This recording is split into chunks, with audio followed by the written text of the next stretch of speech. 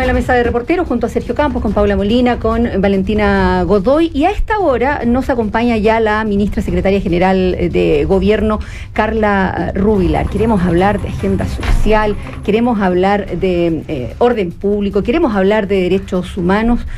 Hartas preguntas en la cartera. ¿Cómo está, ministra? Bienvenida, buenos días. Hola, muy buenos días, gusto saludarles, gracias por la invitación. Y gracias por venir también aquí al barrio Yungay, donde está Radio Cooperativa.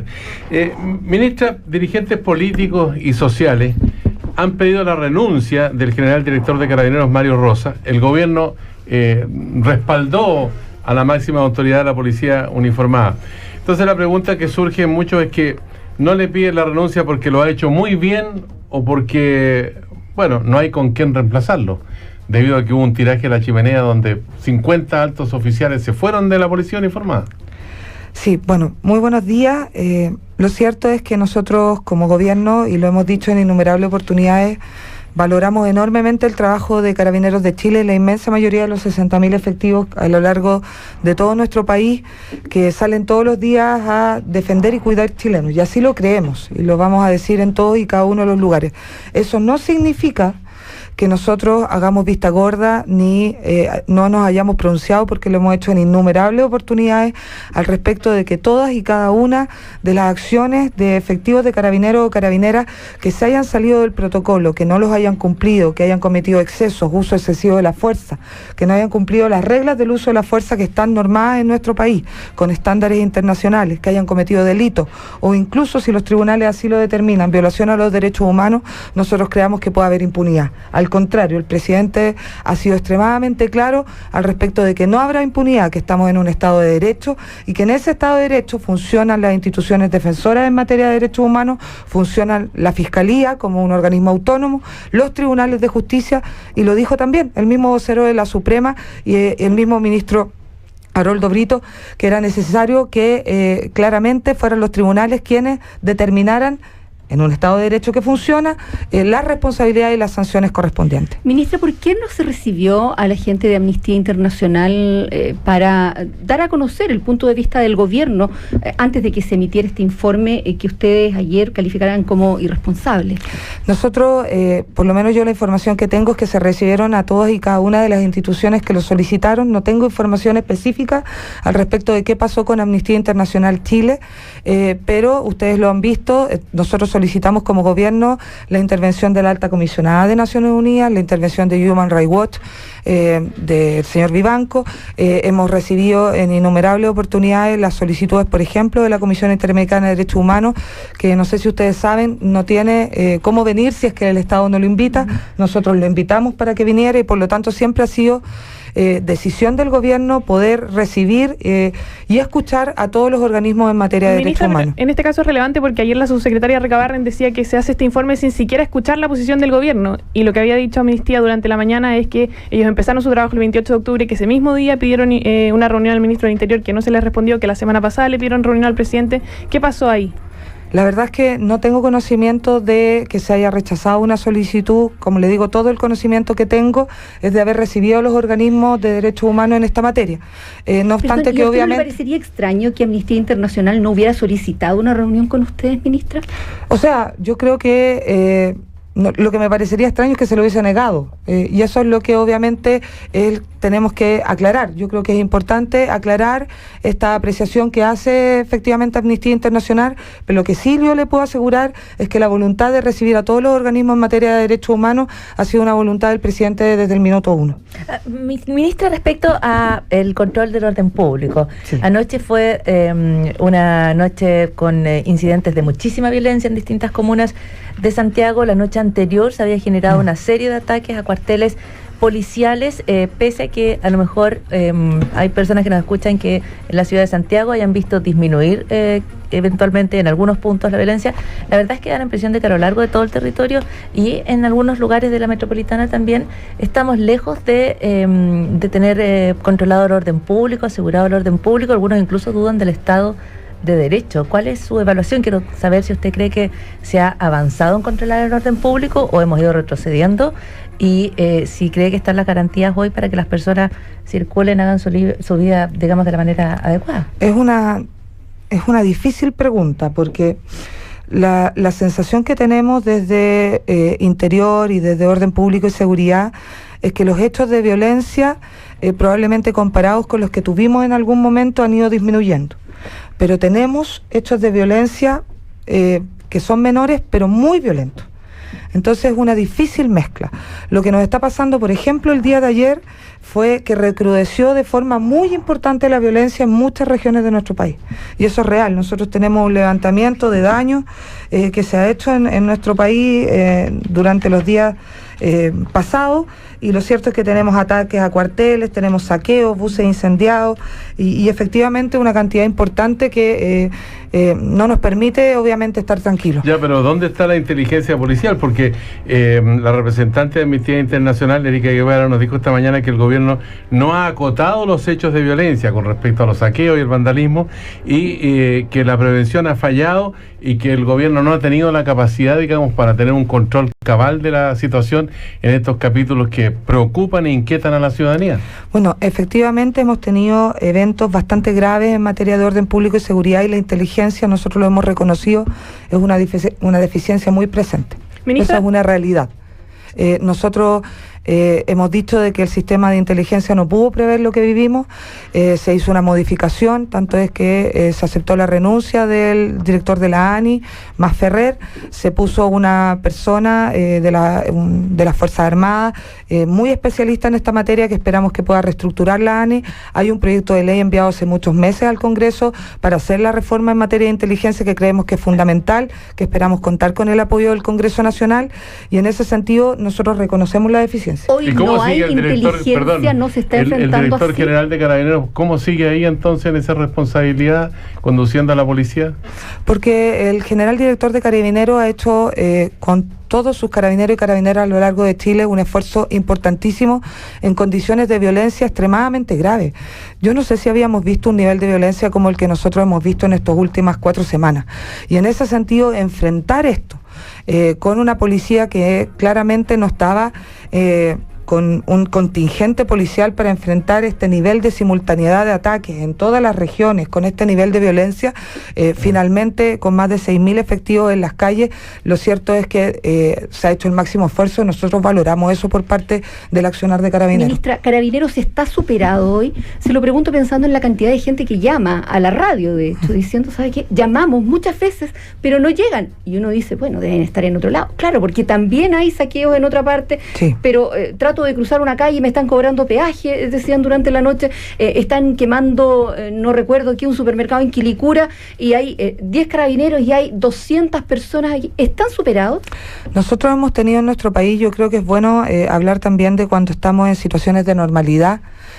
Muchas veces la gente, y ustedes lo deben haber escuchado en esta radio, se queja de que Carabineros no alcanza a llegar a los delitos comunes. Nosotros siempre hemos tenido una deficiencia importante en materia de Carabineros y estamos tratando de aumentar esa dotación, de sacar más Carabineros a la calle, y estoy hablando de situaciones normales, cuando no estaba pasando lo que está pasando hoy día.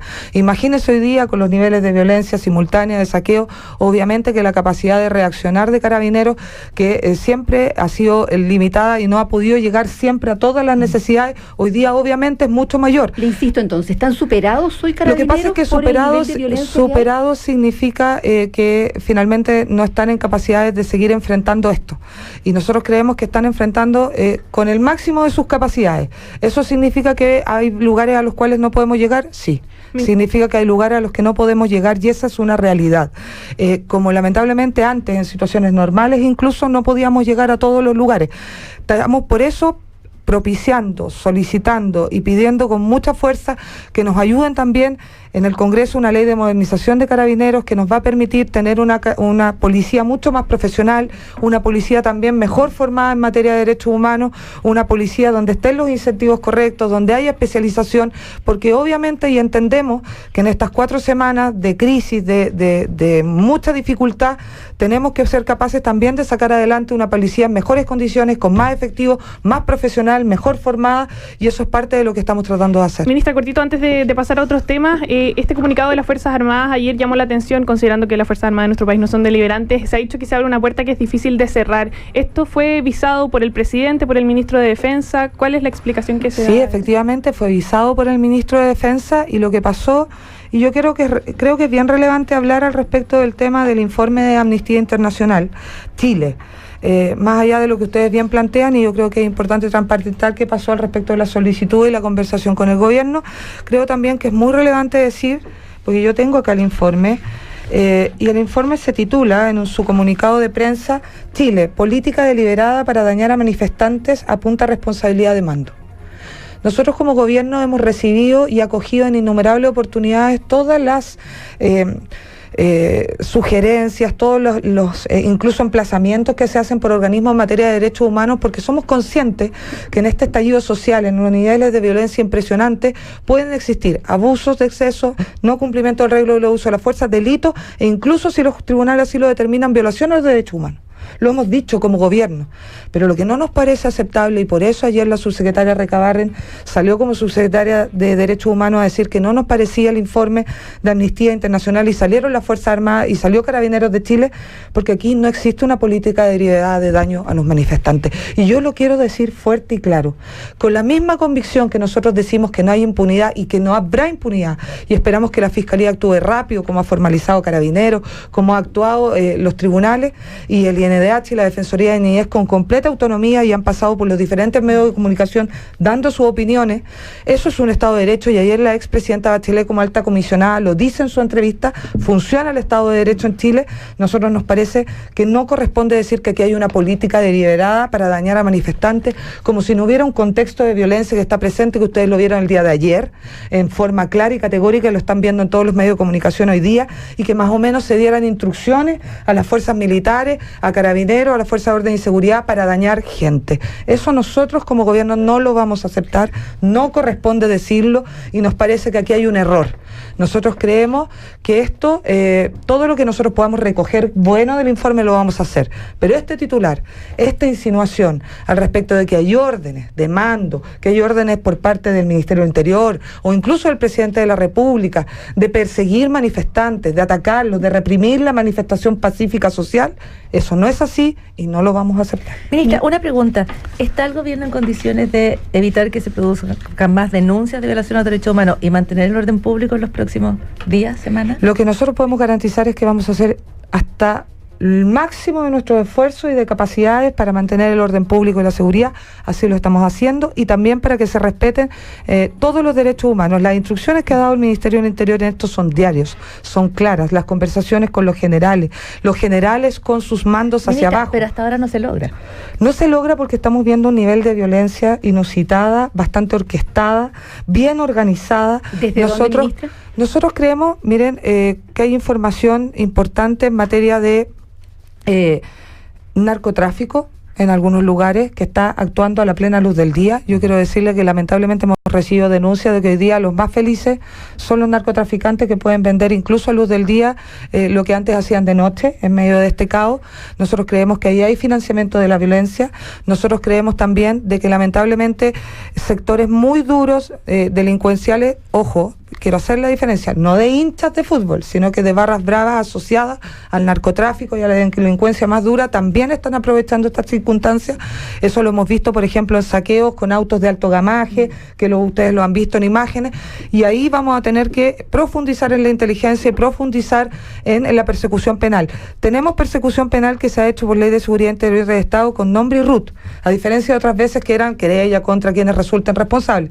Tenemos identificados, pero es cierto que todavía nos falta poder sacar de las calles a este nivel de delincuencia pura y dura que lamentablemente estamos teniendo, y que no tiene nada que ver con la manifestación pacífica que vimos en las calles semanas anteriores. Ministra Carla Rubilar, cambiemos el tema, hablemos de política, que todos entendemos tiene que ser la forma de salir de la crisis que estamos viviendo. Usted hoy en una entrevista en Revista Capital dice que debemos decirle a la gente la verdad sobre lo que podemos y no podemos hacer. Y después, frente a otra pregunta, dice que hoy día no estamos para jugar con cartas tapadas.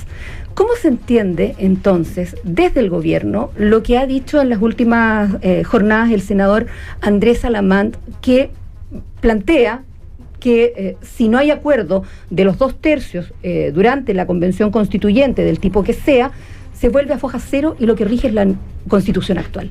A ver, yo creo que es súper importante, y agradezco mucho la pregunta, yo creo que es súper importante que, por eso a nosotros nos duele tanto hablar de la violencia y finalmente hablar de lo que está pasando en estos días, porque finalmente tapa la política.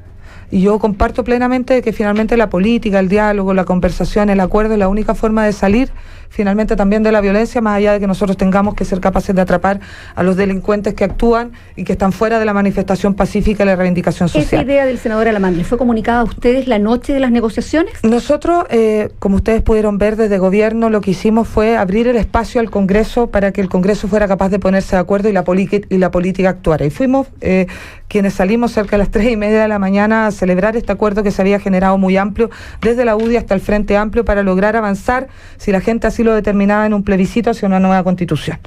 En ese entendido, nosotros sabemos que el espíritu que hubo ahí es que esto fuera por 2/3 para que lográramos que una constitución nueva, si así se determinara, fuera una constitución de todos.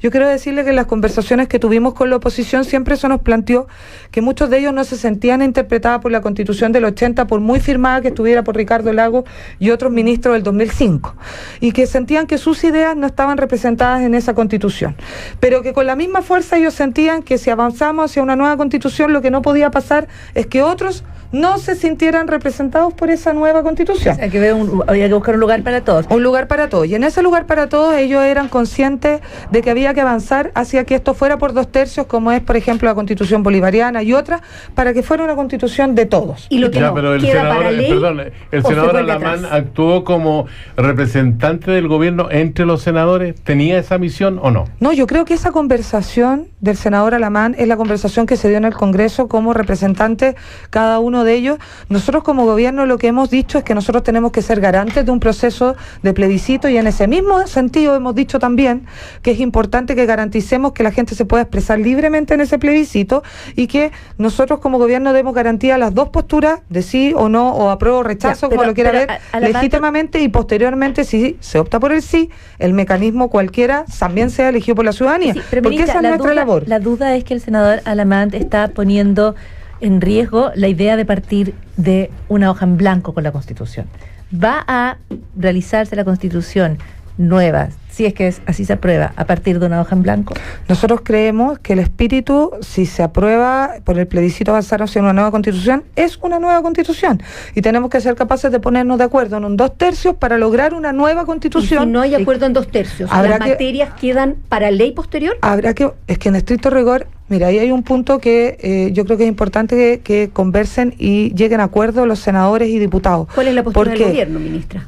Porque, ¿sabe lo que pasa ahí? Que no podría ser de que nosotros somos capaces de ponernos de acuerdo en lo más fácil, en lo de los 2/3, y en lo más difícil, que no nos ponemos de acuerdo, finalmente termine siendo con quórum simple. Eso es una constitución de todos, cuando en lo más difícil finalmente terminamos imponiendo una mayoría simple. Parece ser que esa no es una constitución de todos. Lo que nosotros creemos como gobierno es que es necesario probablemente avanzar hacia una constitución desde una hoja de ruta en blanco acordada con 2/3.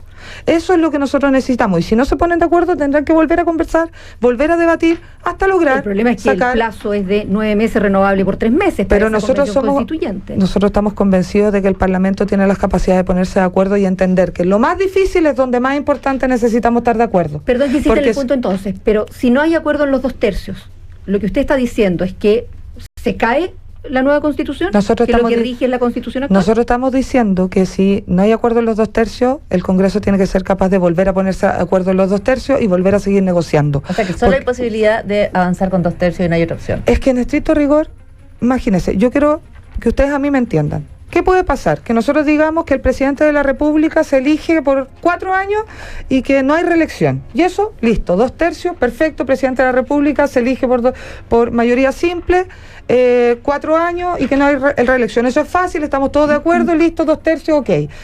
Al respecto vámonos, al derecho de propiedad. Que probablemente puede ser lo más complejo, o una de las cosas más complejas, derecho de propiedad, y ahí no nos vamos a poner de acuerdo, entonces no va a quedar nada en la Constitución, y va a quedar normado por una ley simple en 50+1, donde entonces cada uno, dependiendo de las fuerzas que están representadas, en ese minuto va a imponerle una visión sobre otro. Podemos nosotros volver a nosotros a imponer el derecho de propiedad sobre quienes no se sienten que es un derecho que debiera estar normado así, porque justo en ese momento nosotros tenemos más votos. No nos parece lógico. Entonces, se vuelve a la Constitución Constitución del 80, no se dirime por ley simple, 2/3 a todo evento. Nosotros creemos que debiera avanzarse 2/3 a todo evento. Ministra, se está discutiendo en el Congreso el tema de la rebaja de los sueldos de altos cargos públicos. ¿Qué pasa ahí? ¿Va a haber una indicación de parte del gobierno quiénes deberían quedar fuera de este tema, además de los jueces, como ya ha advertido el ministro Larraín? Bueno, como ustedes saben, esta es una moción parlamentaria que se presentó hace muchos años atrás. Lo que buscaba era rebajar la dieta parlamentaria. El gobierno ha sido claro en decir que está de acuerdo en la rebaja de la dieta parlamentaria. También agregó, y ustedes lo vieron en una cuenta pública del presidente, bajar el número de parlamentarios, también manteniendo el sistema que ya no sea binominal, sino que más se mantenga proporcional. Y una discusión también que es interesante, que podría darse en el Congreso al respecto de un umbral de elección. Que eso también podría discutirse en algún momento en el Congreso.